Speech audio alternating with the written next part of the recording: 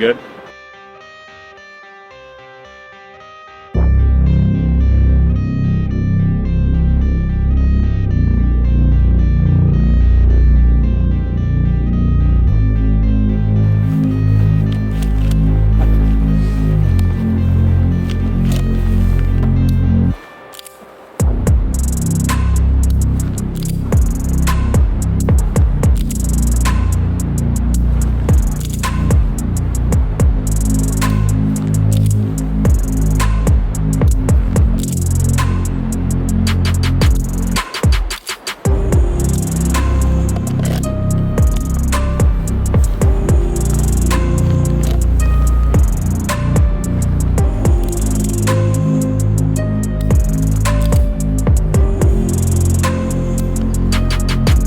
So if you don't look like a cool guy, then you know they're like, oh, how dare you run like a drop leg holster setup. I might go back to making it more of my main, like away from it, and was like, I'm just gonna fully replace everything, my whole setup, with the Glock. And so like my main setup is still on the Glock rig. Rounds, kind of doing like variable stuff, kind of like how I did with the Glock at the end. I'll do some build drills. Just vibe through it. Let me know when you're ready.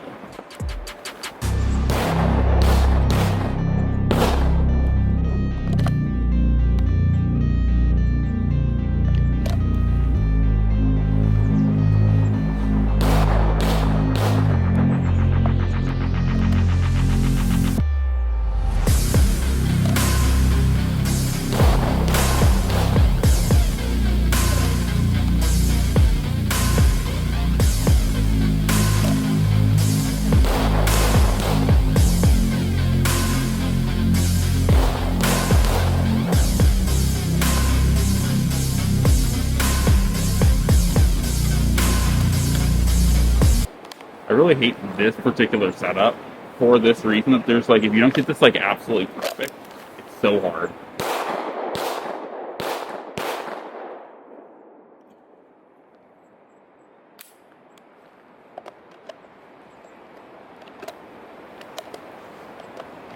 Absolutely despise it. Absolutely. Yeah.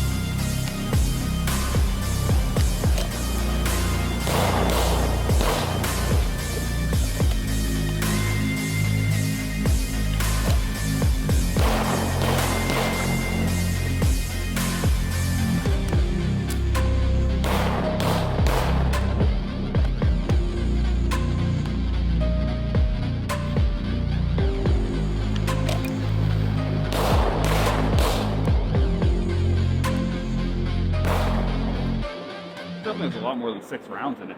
I love it. I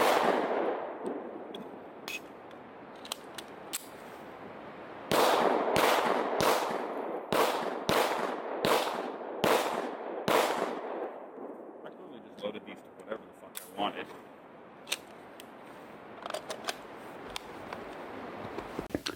Alright guys, now that we're back from the forest, let's talk about the Springfield Prodigy.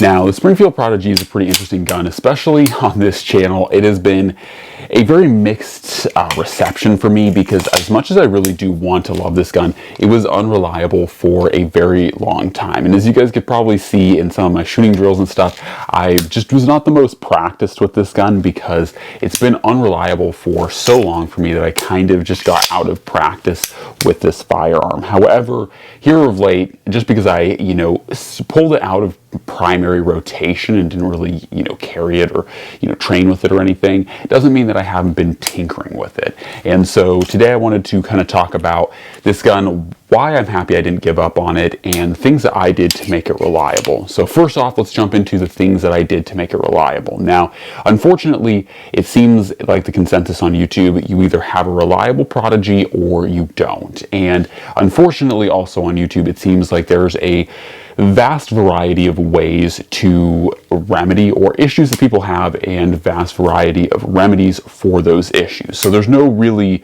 if you do have a Prodigy and it's unreliable, you really have to kind of troubleshoot it and see what is going on. And after, years of, or not years, but after about a year of tinkering around and, playing with things and seeing what works and doesn't, I found that the biggest issue with my Prodigy, and I've done other things to this one, but the biggest issue for my Prodigy was the recoil spring on the guide rod was just not enough. And from factory, it's supposed to be 12 pounds, but I got a aftermarket spring and guide rod in this that's also 12 pounds, and it feels substantially heavier. So I'm guessing my factory spring was probably somewhere in the 8 to 7 pound range. So a lot of my issues were that the side would come back like such, and as it came forward, there would be just enough friction in chambering the round that it would get hung up, something like this. And so it would just be slightly out of battery, and you'd hit it and then it'd go into battery. So mine was essentially that fix. Other things that I did to mine, I found that the disconnector was very sticky. So I did polish and kind of add a lightning cut to the frame to make it easier and a smoother transition. But also at the end of the day, what I did was I got an EGW, or Evolution Gun Works, ignition kit, and I installed that, and I tuned the sear spring in there. So the sear spring sits behind this little piece of plastic here, and so essentially I just tuned that spring so that the disconnector has as little possible pressure on the disconnector as possible. So it's still safe, it still functions, the disconnector still works, everything is safe and functional, but I basically custom fit it to the point where that disconnector spring was putting as little pressure as it possibly could to make the gun still functional. So that's what I did with this gun, and now it works very well. It actually probably works pretty darn good. I also polished the trigger, I polished everything in here, so this trigger is actually very nice. Of course, aftermarket hammer, aftermarket sear, a lot of aftermarket internals.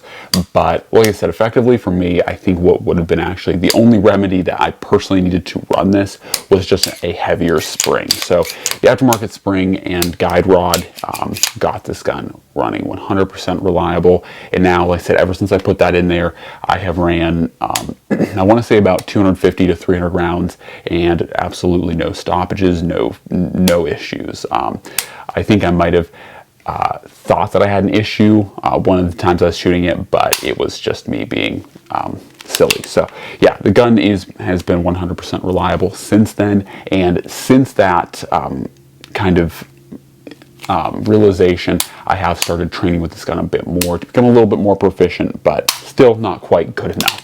But anyways, so yeah, that's what I did to make it reliable. Now, as far as what I think of this gun, I will say overall, Prodigies I still think are one of the more underrated 2011 platforms out there, especially because they are compatible with, your nicer, more bougie staccato 2011 magazines. They also use their own magazines, which a lot of people love to just crap on the magazines from Springfield. Personally, I really haven't had any issues with the Springfield magazines, and I actually think they're pretty darn good. And especially if you are going down the route of 2011 magazines, I would probably, even if you have a staccato, I'd probably still pick these magazines up, just for the fact that these are like half the price of staccato magazines, and they work just fine.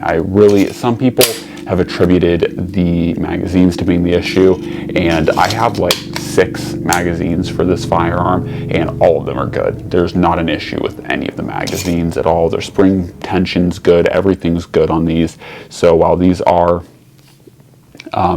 cheaper magazines, albeit these still, in my opinion, are not that cheap. Your like 17 rounders are still about $50. These ones I want to say are like 60. This is a 20 rounder, and then your like 26 round ones I think are like 70 or something. But for what it's worth, these are completely fine, completely adequate. Have not had any magazine related issues. As far as the gun goes, though, like I said, the Prodigy is pretty slept on, and I do really like it. Once it runs 100% reliable, I think that this gives you as close to a staccato performance as you can get.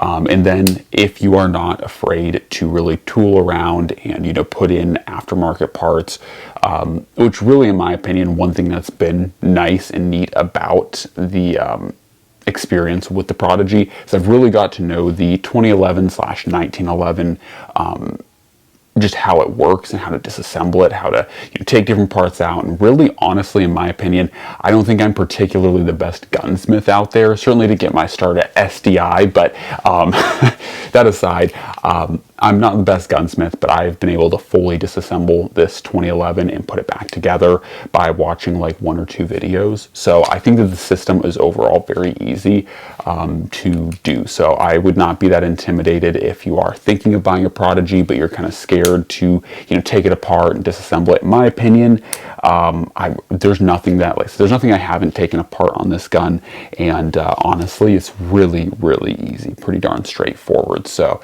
yeah, it's not a problem, I'd say, so long as you're like reasonably knowledgeable and you have like a punch kit, some different screws or screwdrivers, and time, and some like a flathead screwdriver and stuff, you can take this whole gun down. So yeah, for me, like I said, I haven't had any issues outside of the reliability. It's been good. It's been a very fun shooting gun, and hopefully in the shooting element of this video, I've been able to really show that once you get this gun dialed in and you know how to shoot it and run it, it's very quick to shoot, very fast, and reasonably flat shooting. Now, I will say the one advantage of having that way too light spring was the recoil impulse was actually very good. I actually wish that I had ordered other springs, lighter springs for this gun, but I did not. So I would probably put something like a 10 or an 11 pound spring in this gun,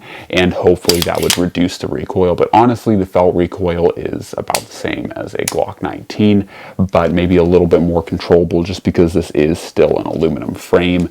You do have the plastic, kind of grip module here, or polymer grip module, but the frame itself is metal, so obviously it's a good balance.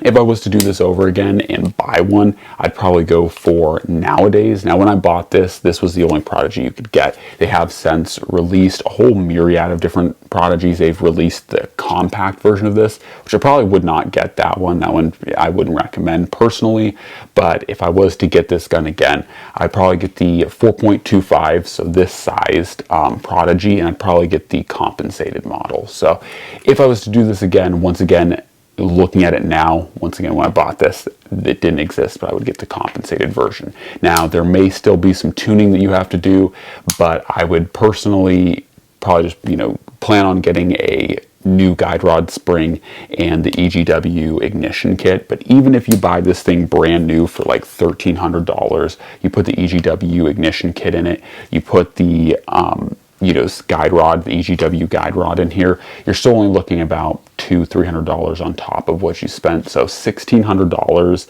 for this, and then a factor probably another $100, because the other thing that I dislike about the Prodigy is that they send you the plate, the doctor footprint for this plate. And the reason why they do that is because of the stupid Dragonfly, or whatever it's called, red dot for Springfield. What they try to get you to get is a doctor footprint pattern, so that's why they give you that one. If you do end up not wanting to change plates or not buy that, I would recommend the Vortex Viper.